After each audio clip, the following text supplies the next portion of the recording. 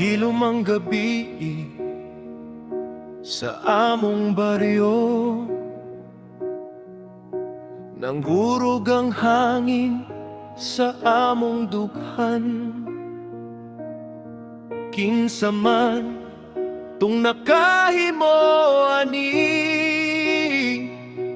ngano sika gipatay sa walay kaluoy.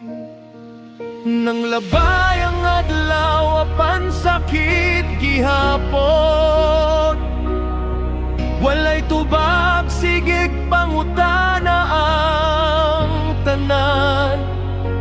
Pero mas giuna pakasohan ang uban samtang kay kapitan. Plano nila na mahilom lang ang tanan, pero dili mo sugot mao nang tara. Baklay ta sa kada